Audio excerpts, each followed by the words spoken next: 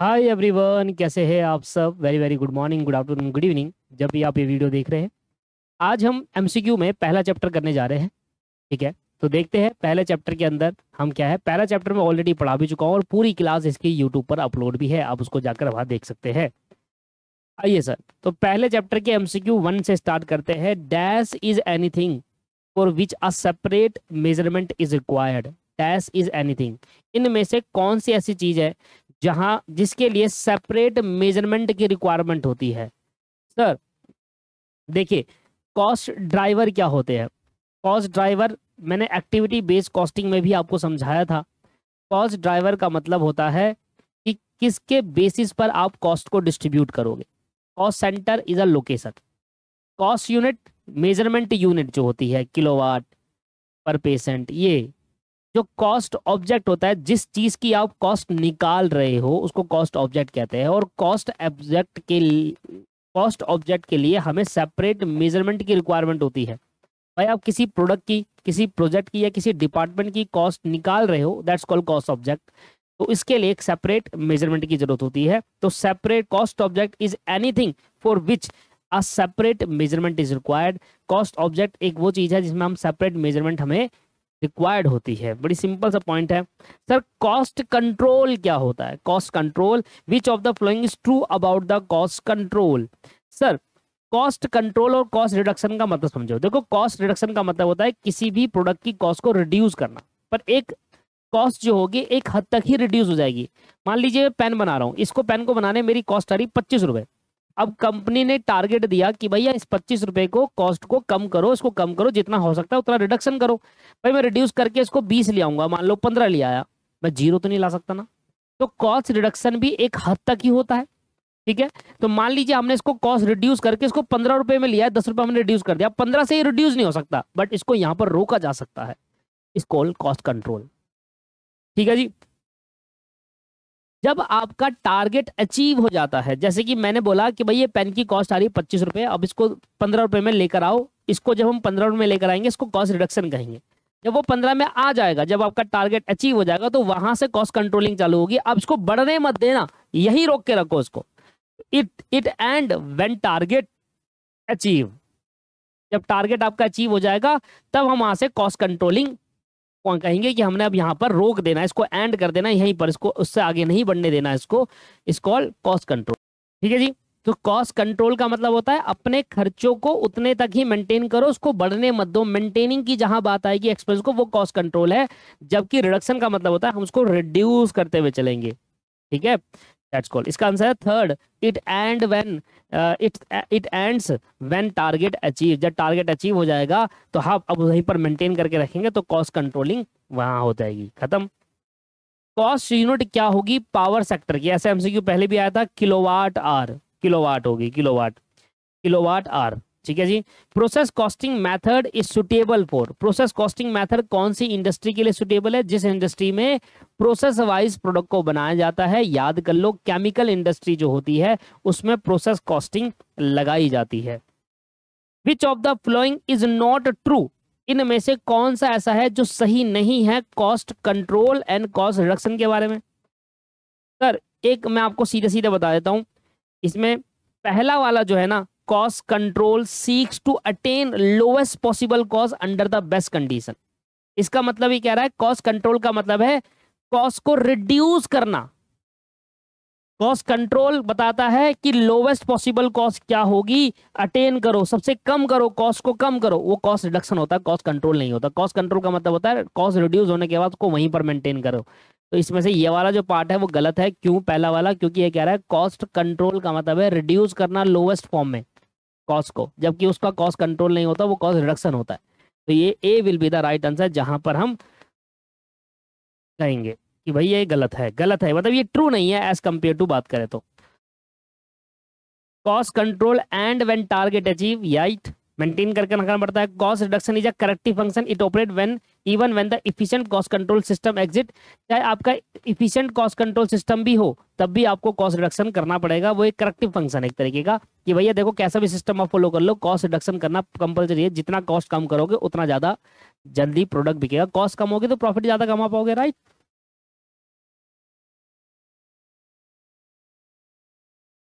अगला कह रहा है advantage of using IT. IT मतलब इंफॉर्मेशन टेक्नोलॉजी, मतलब जहां कंप्यूटर का सॉफ्टवेयर का यूज करते हैं, तो उसमें हमारे लिए क्या बेनिफिट होगा? हमारे लिए सारे बेनिफिट हो जाएंगे कि हम अलग अलग काम को एक साथ ला सकते हैं, इंटीग्रेट कर सकते हैं वेरियस फंक्शंस को। इसके बाद अगर हम देखेंगे तो reduce in multicity of document. आप डॉक्यूमेंट ज्यादा से ज्यादा नहीं बनाओगे, उसको रिड्यूस कर दोगे, एक फाइल में ही कन्वर्ट हो जाएगा। तो सॉफ्टवेयर होने के बड़े बेनिफिट्स है, जैसे कि आप एक कस्टमाइज रिपोर्ट प्रिपेयर कर पाओगे, पर आप स्टॉक का रिकंसाइल नहीं कर सकते आईटी से। Stock need to be reconcile with good receive note, मतलब जब मुझे गुड रिसीव नोट होगा तब मैं देखूंगा भाई मेरा स्टॉक कितना बड़ा हुआ है। तो स्टॉक फिजिकल ही आप जाके कर सकते हो, आईटी सॉफ्टवेयर नहीं कर सकता है। इसलिए आईटी का जो एडवांटेज है वो stock need to be reconcile, जहां रिकंसाइलेशन ऑफ स्टॉक आता है after receive good receive note, वहां पर आईटी का यूज नहीं हो सकता। तो कह रहा है the advantage of using IT is cost accounting does not include B. B include नहीं है, आईटी का बेनिफिट बी नहीं देता हमें। अगर आप आईटी इंफॉर्मेशन टेक्नोलॉजी यूज करते हो अपनी कॉस्ट अकाउंटिंग के अंदर, तो आपको बी का बेनिफिट नहीं मिलेगा, बाकी तीन मिल जाएंगे। ठीक है ना? रिपोर्ट कस्टमाइज कर सकते हो, मल्टीसिटी ऑफ डॉक्यूमेंट को रिड्यूस कर सकते हो, और सारे फंक्शन को एक साथ ला सकते हो। ये सॉफ्टवेयर का काम होता है। A taxi provider charge minimum 80 rupees. Thereafter 12 kilometre of distance travel. The behaviour of conveyance cost is. कहता है एक टैक्सी प्रोवाइडर है, वो कम से कम 80 रुपए तो चार्ज करेगा। Thereafter 12 kilometre of distance travel. मतलब समझ में आया क्या कहने की कोशिश कर रहा है? कह रहा है the taxi provider charges minimum 80 rupees thereafter 12 kilometre of distance travel. अगर आप 12 किलोमीटर डिस्टेंस ट्रैवल कर लोगे तो मिनिमम 80 रुपए तो चार्ज करेंगे, और ज्यादा डिस्टेंस ट्रैवल करोगे तो ज्यादा चार्ज करेंगे, पर कम से कम 80 रुपए तो चार्ज करेंगे चलेंगे। मतलब गाड़ी में बैठो और 80 रुपए आपसे चार्ज किया जाएगा। हाँ, 12 किलोमीटर तक आपसे 80 रुपए मिनिमम चार्ज। जितना ज्यादा करोगे उतना ज्यादा, मतलब 80 रुपए एक तरीके की फिक्स कॉस्ट हो गई कि ये आपसे लिया ही जाएगा, और फिर जितना ज्यादा डिस्टेंस ट्रैवल करोगे उस हिसाब से अलग वेरिएबल चार्ज किया जाएगा। That is called semi variable cost, जहां पर फिक्स्ड और वेरिएबल दोनों होता है। ए लिमिटेड कंपनी है जिसके 3 प्रोडक्शन डिपार्टमेंट हैं। In each department has 2 machine. 3 production department है, हर एक डिपार्टमेंट में 2 मशीनें हैं। ठीक है, टोटल 6 मशीन हो गई। Which of the following can not be treated as a cost centre of cost allocation. देखिए कॉस्ट सेंटर क्या होता है? जिस जगह पर मशीन रखी गई होती है उस लोकेशन को कॉस्ट सेंटर कहते हैं। जहां पर ग्रुप ऑफ अ मशीन रखी हो या एक सिंगल मशीन रखी हो, जिस जगह पर वो रखी है वो कॉस्ट सेंटर होगा। तो अगर machine under the production department, जो मशीन प्रोडक्शन डिपार्टमेंट में रखी है, तो मशीन भी कॉस्ट सेंटर है, प्रोडक्शन डिपार्टमेंट भी कॉस्ट सेंटर है। सर प्रोडक्शन डिपार्टमेंट एक कॉस्ट सेंटर होगा? यस, क्योंकि जिस जगह पर वो मशीन रखी है वो एक कॉस्ट सेंटर होगा। और मशीन, अगर आप ग्रुप ऑफ मशीन, जिस जगह पर वो कॉस्ट सेंटर है, और मशीन खुद भी एक कॉस्ट सेंटर है। तो both production department and machines are the cost centre, but जो कंपनी है वो कॉस्ट सेंटर नहीं है। कंपनी तो बहुत बड़ी है ना सर। एक जगह पर प्रोडक्शन डिपार्टमेंट में जिस जगह पर मशीन या फिर ग्रुप ऑफ पीपल या फिर ग्रुप ऑफ इक्विपमेंट रखे होते हैं उनको कॉस्ट सेंटर कहा जाता है, उस लोकेशन को। तो सर ए लिमिटेड वो है जो हम कहेंगे कि ए लिमिटेड कोई कॉस्ट सेंटर नहीं है। ठीक है जी। Which of the following is a example of functional classification of cost. Function के हिसाब से कॉस्ट को कैसे बांटा? फंक्शन के हिसाब से बांटा है prime cost, factory overhead, administration overhead, office administration, selling and distribution overhead. इस तरीके से फंक्शन के हिसाब से। तो उसमें से कौन सा इसमें है? एडमिनिस्ट्रेशन ओवरहेड है। फिक्स कॉस्ट नहीं होता, डायरेक्ट मटेरियल कॉस्ट नहीं है, इनडायरेक्ट ओवरहेड भी नहीं है। हेड है factory overhead, office and administration overhead and selling and distribution overhead और प्राइम कॉस्ट। ये 4 हेड है फंक्शन के हिसाब से जो बांटे हुए। बेसिकली वो 3 ही जो मेन है वो ओवरहेड के इसमें। एक रेलवे स्टेशन का जो टिकट काउंटर है वो किसका एग्जाम्पल है? क्या वो कॉस्ट सेंटर है, क्या वो रिवेन्यू सेंटर है, क्या प्रॉफिट सेंटर या इन्वेस्टमेंट सेंटर है? आप मुझे बताओ सर। एक रेलवे स्टेशन है, उसका टिकट काउंटर होगा, उसका काम क्या होगा? टिकट दे के पैसे लेना। That is called revenue centre. क्या है वो? रेवेन्यू सेंटर है। सिंपल से थे पॉइंट। अगले वाला चैप्टर करें। अगला चैप्टर हमारे पास आ जाता है बजट एंड बजटरी कंट्रोल। तो मतलब हम बजट का देख रहे हैं, इसके भी कुछ एमसीक्यू है, वो भी कंप्लीट कर लेते हैं जल्दी से। चलिए सर, क्वेश्चन नंबर 1 से स्टार्ट करते हैं। If a company wishes to establish a factory overhead budget system. अगर कोई कंपनी एक factory overhead budget system establish करना चाहती है, in which estimated cost can be derived directly from the estimated of activity level. Level of activity मतलब basically level of unit, activity level का मतलब होता है वही वॉल्यूम, वॉल्यूम के हिसाब से जब कॉस्ट को एस्टिमेट किया जाता है। जैसे कि अगर मैं 10,000 यूनिट बनाऊंगा तो कॉस्ट क्या होगी, 70,000 बनाऊंगा तो कॉस्ट क्या होगी, 90 बनाऊंगा तो कॉस्ट क्या होगी, 1 लाख बनाऊंगा तो कॉस्ट क्या होगी। तो इस ऐसे बजट को, ऐसे में किस बेसिक कौन से बजट लेकर हम एस्टिमेट कर सकते हैं, खुद ही बता दो आप। Flexible budget. सर जब हम लेवल ऑफ एक्टिविटी के बेसिस पर बजट बनाते हैं उसको हम फ्लेक्सिबल बजट कहते हैं। पहले का जो है वो सी आंसर है। क्लासिफिकेशन ऑफ फिक्स्ड और variable cost is useful for preparation. Flexible budget ही होता है जहां पर हम अपने बजट के अंदर वेरिएबल और फिक्स्ड कॉस्ट के अंदर क्लासिफाई करते हैं। और जो सेमी वेरिएबल होते हैं उसमें वेरिएबल वाला पार्ट वेरिएबल में डाल दो, फिक्स वाला पार्ट फिक्स डाल दो, या अलग से बनाना अलग से बना लो। बट बेसिकली हम जो फ्लेक्सिबल बजट होता है वहीं पर हम अपने वेरिएबल कॉस्ट और फिक्स कॉस्ट को क्लासिफाई करते हैं। तो इसका आंसर भी आपके पास फ्लेक्सिबल बजट है। आ गया जी, थर्ड वाला पॉइंट क्या आता है, बजट मैनुअल क्या होता है। देखिए बजट मैनुअल बेसिकली एक ऐसा डॉक्यूमेंट होता है जिसके अंदर कंपनी का जो ऑब्जेक्टिव होता है ना, objective of an organisation relation to the strategy, कि भाई बजट डॉक्यूमेंट है, एक बजट मैनुअल एक तरीके का डॉक्यूमेंट है जिसमें कंपनी अपने उद्देश्य बताती है अपनी स्ट्रेटेजी से रिलेटेड। बजट मैनुअल को अगर बात करें तो उसका काम क्या है बेसिकली, तो बजट मैनुअल का काम होता है डॉक्यूमेंट प्रिपेयर करना, रिस्पॉन्सिबिलिटी उठाना, रिकॉर्ड्स मेंटेन करना, ये सारे काम होते हैं, फॉर्मेट्स बनाना, रिपोर्ट्स बनाना, ये सारे काम होते हैं बजट मैनुअल के, जिससे बजटरी कंट्रोल हो सके। ठीक है जी, तो इनमें से कौन सा आपका आंसर है, ये रहा sir, setting out the budget organisation and procedure. Setting out a budget organisation and procedure, preparing a budget. Budget को बनाने के लिए हमारे को क्या क्या चीजें चाहिए वो सेटिंग आउट करना है ना बजट को। वो including fixation of responsibilities, responsibilities कौन कौन उठाएगा, कौन से पर्सन कितनी रिस्पॉन्सिबिलिटी उठाएगा, फॉर्मेट्स क्या होंगे, कैश बजट का फॉर्मेट अलग होता है, फ्लेक्सिबल का अलग होता है, सबके फॉर्मेट्स अलग है ना, वो चीज बताना, रिकॉर्ड्स मेंटेन करना। ठीक है, रिकॉर्ड रिक्वायर्ड, जो रिकॉर्ड्स जरूरत है हमारे को, जैसे कैश बजट बनाना है तो कैश के रिकॉर्ड्स मेंटेन करना जिससे हम कैश बजट बना सके। तो बजट मैनुअल एक तरीके की रिस्पॉन्सिबिलिटी है, उठाते हैं, एक तरीके का डॉक्यूमेंट है जो आपको हेल्प करेगा बजट को बनाने के लिए, जैसे रिकॉर्ड्स मेंटेन करेगा, फॉर्मेट्स बताएगा, रिस्पॉन्सिबिलिटीज हैंडल करेगा, ये सारी चीजें होगा। ठीक है सर, चलिए तो इसका आंसर आपके पास क्या आ जाता है, सी आ जाता है। फोर्थ पॉइंट क्या कहता है आपको, अब जो budget, the budget controller organisation is usually headed by the top executive who is known as, मतलब जो बजट हेड होता है ना, बेसिकली जो टॉप लेवल मैनेजमेंट का पर्सन होता है जो बजट की चीजों को देखता है, बजट के बजटिंग कंट्रोल देखता है, उस हेड वाले पर्सन को, टॉप लेवल वाले पर्सन को क्या कहा जाएगा, बजट डायरेक्टर या बजट कंट्रोलर कहा जाएगा। तो जो बजट का मेन पर्सन होता है, टॉप एग्जीक्यूटिव पर्सन होता है, उसको बजट डायरेक्टर या बजट कंट्रोलर कहा जाएगा।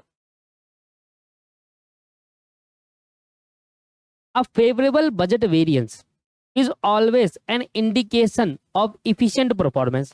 Do you agree? Give reason.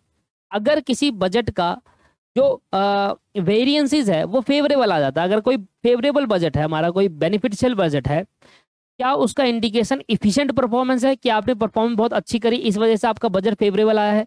तो क्या आप इस बात से सहमत है कि बजट का फेवरेबल होना सिर्फ परफॉर्मेंस की इफिशिएंट की वजह से है और किसी वजह से फेवरेबल नहीं हो सकता? नहीं दोस्तों, हम इस बात से सहमत नहीं हैं। आप ये समझिए कि बजट क्या है, बजट एक खर्चों का टोटल है, हमारे कितने खर्चे होते हैं उनमें उसको एग्रीगेट कर देते हैं, उसको बजट कहते हैं। अब जो खर्चा होना है आप वो खर्चा नहीं करोगे तो ये एक ऐसा नहीं है कि इफिशिएंट परफॉर्मेंस की वजह से है, ये तो खर्चा ना करने की वजह से है। भाई मैंने बजट बनाया 5 लाख रुपए का, ठीक है, आपने 5 लाख तक का खर्चा कर सकते हो, आप कर रहे हो 4 लाख का, तो इफिशिएंट परफॉर्मेंस है आपकी? नहीं, जो खर्चा करना था वो आपने करा ही नहीं। ऐसा भी तो हो सकता है।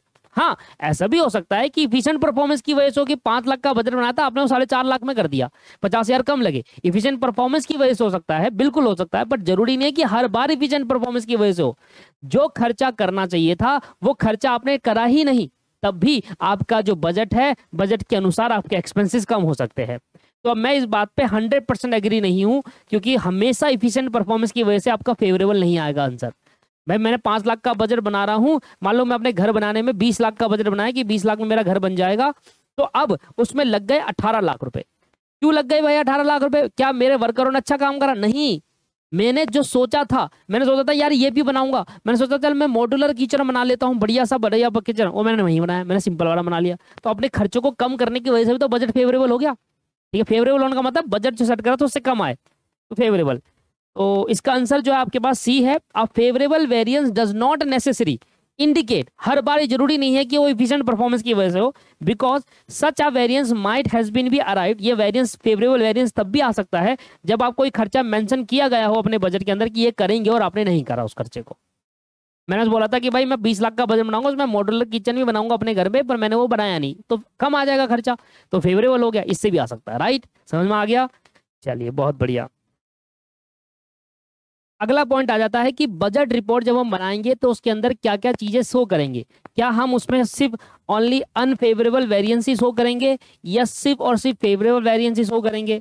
जब भी आप बजट रिपोर्ट बनाते हैं, ये एक थ्योरेटिकल पार्ट है, जब भी हम बजट रिपोर्ट बनाएंगे, हमारे को बजट बनाने को भी नहीं बोला, हमने पूरा बजट चैप्टर अपने क्लासेस के अंदर कवर करा, हमें बनाने को भी नहीं कहा था कभी बजट रिपोर्ट, बट एक थ्योरेटिकल पार्ट है। ध्यान रखिएगा जब भी बजट रिपोर्ट बनाया जाएगा तो उसमें फेवरेबल वेरिएंस और अनफेवरेबल वेरिएंस, मतलब बजट अपने सेट करा उससे कम आया खर्चा तो फेवरेबल है, उससे ज्यादा आया खर्चा तो अनफेवरेबल, दोनों के दोनों चीजें वहां पर बजट रिपोर्ट में तैयार करके देनी होगी अपने टॉप लेवल मैनेजमेंट को, कि बताना होगा कि देखो चाहे फेवरेबल और तब भी बताओ, अनफेवरेबल दोनों बता सकते हो आप, ठीक है ना, पर होगा एक टाइम पर एक ही। तो both favourable unfavourable variance should be shown, दोनों होने चाहिए। Purchase budget and material budget are same होते हैं? क्या मटेरियल बजट और परचेज बजट सेम होते हैं? Purchase budget and material budget same होते हैं या नहीं होते? सर परचेज एक वाइडर टर्म है, परचेज जरूरी नहीं है मैं मटेरियल करूं, परचेज में प्लांट भी कर सकता हूँ, परचेज में एसेट भी कर सकता हूँ, परचेज में आपके पास अदर देन मटेरियल कुछ भी कर सकता हूँ, पर मटेरियल की जब बात करता हूँ मटेरियल बजट में, वहां पर सिर्फ परचेज ऑफ मटेरियल होता है। तो ये दोनों हर बार सेम नहीं होंगे। ये दोनों कब सेम होंगे? कि जो मटेरियल बजट है और परचेज मटेरियल बजट लिखा हो तब मैं कहूंगा सेम है। तो परचेज बजट एक वाइडर टर्म है, परचेज हम मटेरियल के अलावा और कुछ भी कर सकते हैं, तो परचेज बजट और मटेरियल बजट सेम नहीं होते हैं। Purchase budget is a budget which include only detail of all material purchase? नहीं, purchase budget is a wider concept, right? does include not only purchases of material but also other item as well। Purchase budget के अंदर हम material के साथ साथ दूसरा item भी दिखा सकते हैं, अगर मटेरियल खरीदे तो मटेरियल बना लो, नहीं तो दूसरा आइटम का बजट बना लो तो दूसरा। तो परचेज नाम वर्ड एक वाइडर है, अगर परचेज वर्ड यूज करो तो जरूरी नहीं है मटेरियल के लिए ही होगा, ठीक है मेरे दोस्त। तीसरा पॉइंट कह रहा है purchase budget is different from material budget, different है, पर कह रहा है परचेज बजट में सिर्फ अदर देन मटेरियल ही शो होता है, नहीं ये गलत है। परचेज बजट बनाओगे तो मटेरियल के लिए भी बना सकते हो और अदर देन मटेरियल के लिए भी बना सकते हो, तो आपका जो आंसर है वो बी है कि परचेज बजट एक वाइड आइटम है, हम मटेरियल के लिए भी बना सकते हैं और अदर देन मटेरियल आइटम के भी बना सकते हैं, जो मटेरियल के अलग आइटम्स है उनके लिए भी, तो बी आपका आंसर यहाँ पर सही है। हाँ जी दोस्तों, इफिशिएंसी रेशियो कैसे निकालोगे? इफिशिएंसी रेशियो बहुत आसान है, activity ratio divided by capacity ratio. अरे यार ये तो मैंने कराया था, मैं आपको नोट्स की कॉपी में दिखा देता हूँ।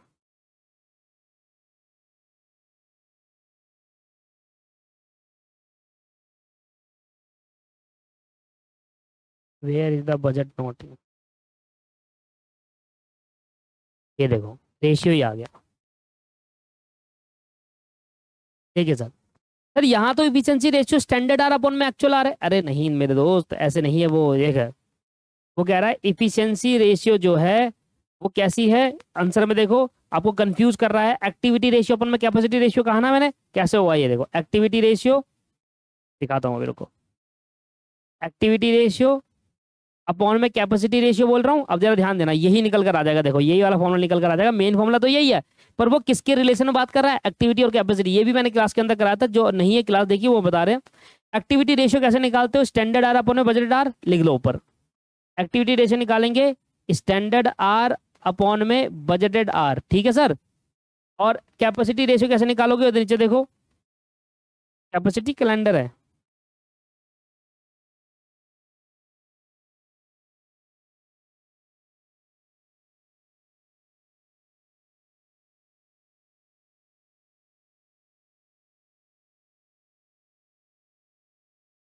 एक मिनट देना,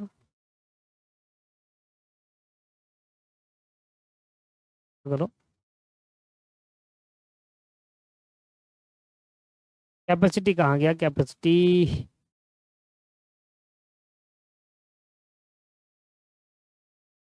ये रहा sir, actual capacity usage ratio, actual hour upon में budgeted hour, maximum capacity in hour, budget बोलते हैं इसको। ये रहा maximum capacity in hour, capacity ratio, activity capacity ratio का मतलब है एक्चुअल रेशियो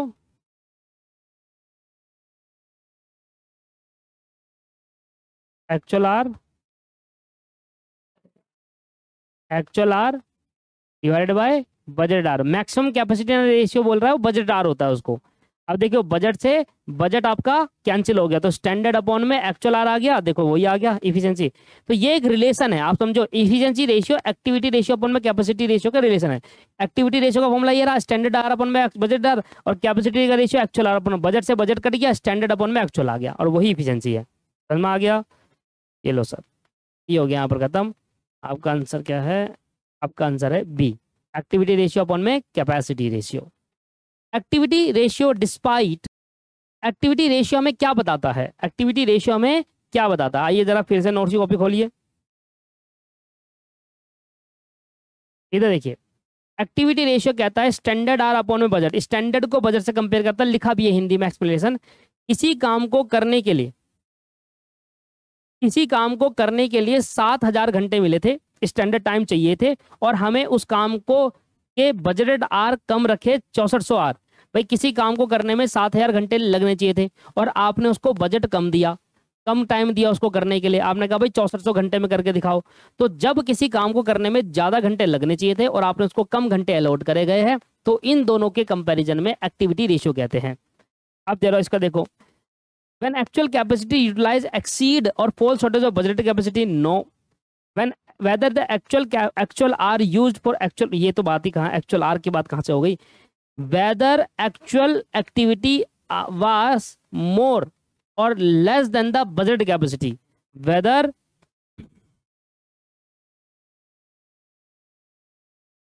और क्या है दिया अपना, none of the above। Activity ratio, भाई ये जो एक्टिविटी रेशियो आपको बता रहा है, इसके अंदर जो डाटा आपको दे रखा है ये अकॉर्डिंग टू द फॉर्मूला नहीं है।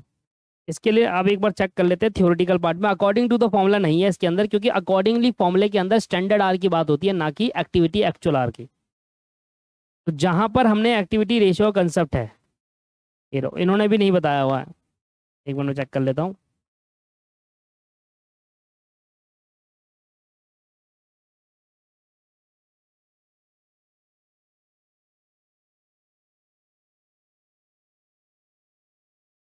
देखो इन्होंने क्या करा है, दिस में be defined as the number of standard hour equivalent to the work produce expressed as a percentage of budget. देखो कहीं ना कहीं स्टैंडर्ड आर की बात हो रही है, नहीं हो रही? देखो इन्होंने जब एक्टिविटी रेशियो की बात करी है, और जब ये एमसीक्यू पूछ रहे हैं तो वहां पर स्टैंडर्ड की ना बात ही नहीं हो रही, वहां तो एक्चुअल का अलग ही चीजें ले जा रहा है वो। सर इसका आप आंसर देखकर देख लेना क्या हिसाब किताब है, बाकी मैं इसमें कोई टिप्पणियां नहीं कर सकता, क्योंकि यहाँ पर जो एक्टिविटी रेशियो के बारे में बता रहा है वो सोल्यूशन के अंदर जो ये एमसीक्यू है, इसके अंदर जो ऑप्शंस है उसमें स्टैंडर्ड आर की बात ही नहीं हो रही, हर एक ऑप्शन में actual capacity, actual hour, actual activity इसकी बात हो रही है, जबकि स्टैंडर्ड और बजट का आर का कंपैरिजन करते हैं। सर ये आप एक बार खुद से देख लेना कौन सा है, तो उस पर टिक लगा देना पेपर के अंदर, क्योंकि मेरे को ये सही नहीं लग रहा। Which of the following is usually a short term budgeting? Short term मतलब within a 1 year, short term की बात होती है तो विद इन अ 1 ईयर की बात होती है। सर 1 साल के अंदर अंदर कोई बजट बना रहे हैं जिसमें 1 साल का डाटा होता है, वो होता है खैर कैश बजट। कैश बजट के अंदर हम क्या करते हैं, 1 साल के अंदर अंदर डाटा, क्योंकि उसमें हमेशा कैश की बात होती है, और कैश एक शॉर्ट टर्म एसेट्स होती है, करंट एसेट जिसे बोलते हैं हम। तो cash budget will be the right answer, जहां पर हम शॉर्ट टर्म बजट की बात करते हैं वो कैश बजट है। तो इस तरीके से आपका बजट चैप्टर भी यहाँ पर हमने कंप्लीट कर दिया है। आइए दोस्तों, अभी हमारा लास्ट चैप्टर है एमसीक्यू का, और इसके बाद हमारे पूरे सिलेबस के एमसीक्यू खत्म हो जाएंगे, and that is activity based costing. यहाँ तक टिके रहने के लिए आपका बहुत बहुत धन्यवाद। आपके मैंने सारे पूरे सिलेबस के पूरे जितने भी मॉड्यूल में एमसीक्यू दे रखे थे कर लिया। होप अब इस एमसीक्यू को पढ़ने के बाद, इस एमसीक्यू सीरीज को करने के बाद आप अच्छे से अपने सारे एमसीक्यू कर पाए, और जब आप पेपर में करके आ जाएंगे तो नीचे कमेंट या फिर करके बताइएगा कैसे रहा आपका एमसीक्यू सेशन। लास्ट एमसीक्यू है लास्ट चैप्टर का, जिसको हम कहते हैं activity based costing. Sir activity based costing में क्या कहता है, पहला MCQ, cost driver. Cost driver क्या होता है? कॉस्ट ड्राइवर वो है होता है जो an activity which generate cost, ऐसी एक्टिविटी जो कॉस्ट जनरेट करती है उसको हम कॉस्ट ड्राइवर कहते हैं। देखिए कहाँ पर है, an item of producing production overhead ना, a common cost which is shared over the cost centre ना, एनी कॉस्ट रिलेटेड ट्रांसपोर्टेशन कहाँ से आ गया, एन एक्टिविटी, ऐसी एक्टिविटी विच जनरेट्स कॉस्ट, जो कॉस्ट को जनरेट करती है वो कॉस्ट ड्राइवर कहलाती है। D will be the right answer. Sir यहाँ पर कॉस्ट ड्राइवर आपको पता है वो एक्टिविटी जो कॉस्ट जनरेट करती है। यहाँ पर कॉस्ट ऑब्जेक्ट आपको पता है वो प्रोडक्ट या फिर कॉस्ट प्रोजेक्ट डिपार्टमेंट, ये प्रोडक्ट जिसका हम कॉस्ट कैलकुलेट कर रहे हैं ऑब्जेक्ट।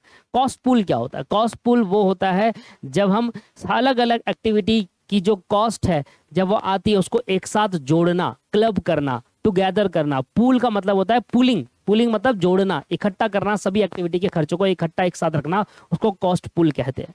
एक्टिविटी बेस्ड कॉस्टिंग में ऐसी कॉस्ट जो सभी एक्टिविटी की कॉस्ट को एक्यूमुलेट कर दे उसको कॉस्ट पूल कहते हैं। ठीक है सर, समझ में आ गया। कॉस्ट ड्राइवर का क्या है, इसमें कॉस्ट ड्राइवर क्या बारे में कह रहा है? Cost driver is a force behind the overhead cost. Yes, cost driver के अंदर का मतलब होता है ऐसी एक्टिविटी जो कॉस्ट जनरेट करी है, कॉस्ट कहाँ पर खर्च हो रही है, और वो कॉस्ट होती है वो ओवरहेड कॉस्ट होती है। राइट, एक्टिविटी बेस्ड कॉस्टिंग पढ़ा है। Is an allocation base. Yes, cost driver एक बेस भी है जिसके बेसिस पर हम कॉस्ट को एलोकेट करते हैं। Is a transaction that is significant determination of cost. ये एक ऐसी ट्रांजैक्शन है जो बहुत जरूरी है कॉस्ट को डिटरमाइन करने के लिए। मतलब ये इसमें तीनों चीज आंसर सही है कॉस्ट ड्राइवर के बारे में, तो ऑल ऑफ द अबव आपका राइट आंसर यहां पर है। विच of the following is not a correct match. इनमें से कौन सा करेक्ट मैच नहीं है? आप देखते ही पहचान लोगे इसमें कौन सा है। Production schedule, number of production run, ठीक है sir. Dispatch, number of dispatch order. Good receiving, number of good receive order. Inspection, number of inspection, ना कि मशीन आर। ये गलत है सर, डी ढंग से मैच नहीं करा उन्होंने।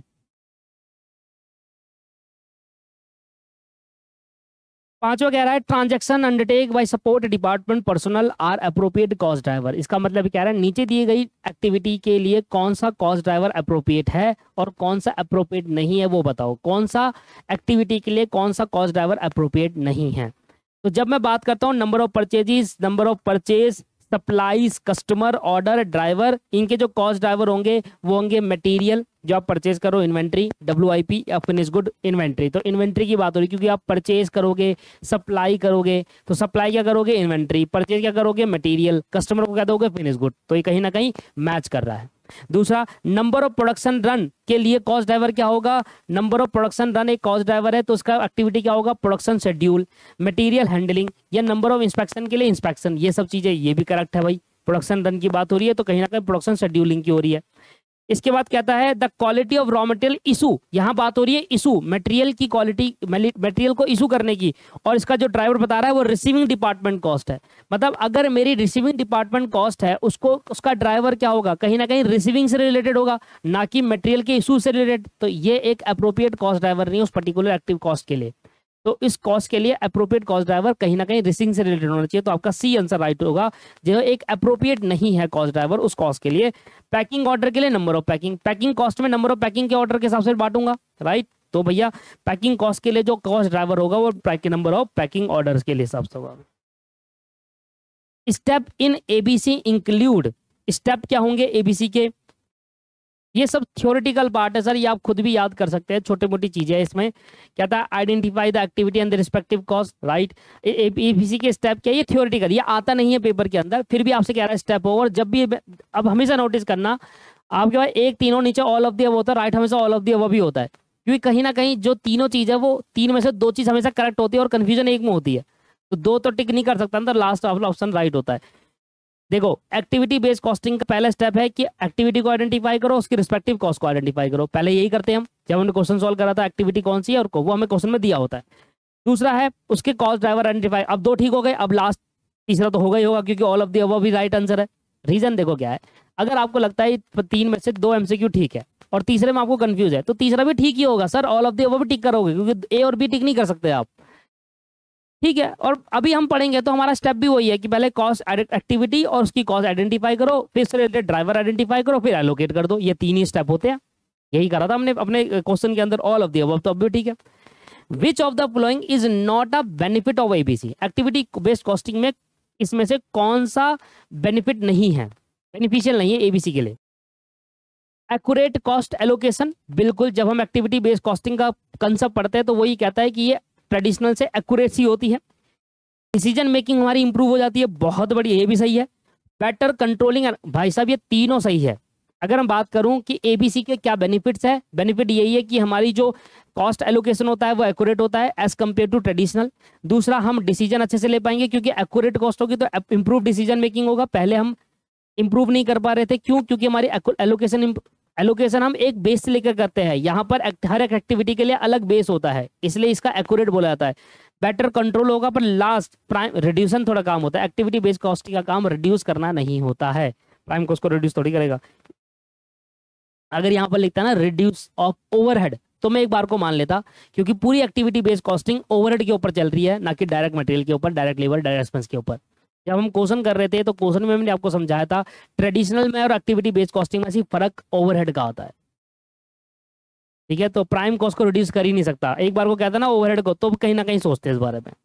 ठीक है, अब सर ये कुछ थ्योरी है, इन थ्योरी में से आप ये थ्योरेटिकल पार्ट आप देख लेना। एक्टिविटी बेस्ड कॉस्टिंग से थ्योरी नहीं पूछता, हमेशा प्रैक्टिकल क्वेश्चन पूछता है, तो इससे रिलेटेड एमसीक्यू भी करने का कोई बेनिफिट मुझे लग नहीं रहा। ठीक है, मैं जो इंपॉर्टेंट है एक बार वो दिखा देता हूँ आपको। जैसे कि अब लास्ट वाला देखिए, सेम लास्ट वाला भी देखिए आप। की element of activity based budgeting का क्या मतलब, एक्टिविटी बेस्ड बजटिंग का की एलिमेंट क्या है भाई? कौन सी टाइप की एक्टिविटी परफॉर्म करी, कितनी क्वांटिटी में एक्टिविटी परफॉर्म हो रही है और क्या कॉस्ट है, ये तीनों सही है भाई। टाइप्स ऑफ एक्टिविटी कौन सी है, कॉस्ट क्या है, और क्वांटिटी कितनी क्वांटिटी में एक्टिविटी को परफॉर्म किया जा रहा है, अलग अलग एक्टिविटी परफॉर्म हो रही है कितनी क्वांटिटी, तो उसके हिसाब से आपका all of the above right answer है। Each of the following statement are true, इनमें से कौन सी स्टेटमेंट ट्रू है? Activity based management involve activity analyse and performance measurement. Activity based costing serve a major source of information in activity based management. देखिए, ये चीज आप तभी कर पाओगे जब आपने पूरी एक्टिविटी बेस्ड कॉस्टिंग की थ्योरी पढ़ी हो। मैं आपको बता रहा हूँ, देखिए कुछ ऐसे चैप्टर है जिनकी थ्योरी पढ़ने का कोई भी बेनिफिट नहीं है। रीजन, ना तो उनकी थ्योरी कभी पूछता है ना कुछ। इतनी सारी थ्योरी याद करना, अपने दिमाग में डालना, उससे अच्छी चीज है कि आप अपने क्वेश्चंस की ज्यादा से ज्यादा प्रैक्टिस कर लो। क्योंकि मुझे श्योर है और आप भी श्योर हो जाओ कि एक्टिविटी बेस्ड कॉस्टिंग से सिर्फ और सिर्फ क्वेश्चन पूछता है, थ्योरी नहीं पूछता है। सिर्फ एक 2 एमसीक्यू के लिए, एक एमसीक्यू के लिए पूरे चैप्टर की थ्योरी पढ़ना मुझे कोई सेंस की बात नहीं लग रही है, क्योंकि वैसे ही हमारे कोर्स का बर्डन बहुत ज्यादा होता है और हम ये चाहते हैं कि कितना कम करने से हम ज्यादा अचीव मास कर पाए। तो ये इसका 8वां और 9वां आप लीव कर सकते हैं, ये बेस्ड ऑन थ्योरी है। फिर भी अगर आप लीव नहीं करना चाहते तो इससे जो आंसर है ना इसके, उसके हिसाब पर आप अपने माइंड सेट कर लेना कि हाँ यार ये इसका आंसर है। जब भी अगर पेपर में आए तो मैं इसको टिक लगा दूंगा, तो उस हिसाब से मेरे को समझिए, मेरे को इन 2 के लिए, 2 समझाने के लिए मैं बिना ऐसे हवा में नहीं कह सकता कि ये आंसर है ना। पीछे का लॉजिक देने के लिए मुझे इन दोनों की थ्योरी बतानी पड़ेगी और उसके लिए मुझे पूरा चाहिए 2 घंटे पूरी थ्योरी समझाने के लिए। तो उन 2 घंटे के लिए, 2 एमसीक्यू के लिए 2 घंटे वेस्ट करने पर उन 2 घंटे में क्वेश्चन करा दूं, वो ज्यादा बेनिफिशियल होगा, राइट। और आप भी 2 घंटे पढ़ने से अच्छा उन 2 घंटे में अगर एक्टिविटी बेस्ड कॉस्टिंग के मॉड्यूल के क्वेश्चन भी कर लोगे तो वो आपको ज्यादा बेनिफिशियल देंगे। इसमें 8वां 9वां आप लीव कर सकते हैं और बाकी के लिए जो हमने प्रैक्टिकल बेस था वो हमने सारे कवर कर लिए। ठीक है, चलिए आएगा एक ही एमसीक्यू पूरा एक्टिविटी बेस्ड कॉस्टिंग से। अगर एमसीक्यू पूछता भी तो एक ही पूछेगा, एक से ज्यादा पूछ ही नहीं सकता, क्योंकि इतने सारे चैप्टर सब में से देना होगा ना एमसीक्यू, तो एक ही पूछ सकता है ज्यादा से ज्यादा। यहाँ पर हमारे सारे एमसीक्यू कवर हो गए, पूरा सिलेबस खत्म हो गया। होप आपको ये सीरीज अच्छी लगी होगी, समझ में आई होगी, सब कुछ करा दिया। वीडियो से अलविदा लेते हैं। अगर पसंद आए तो नीचे लाइक कमेंट जरूर करिए और अप्रिसिएशन दीजिए। Have a nice day, bye bye and take care, thank you.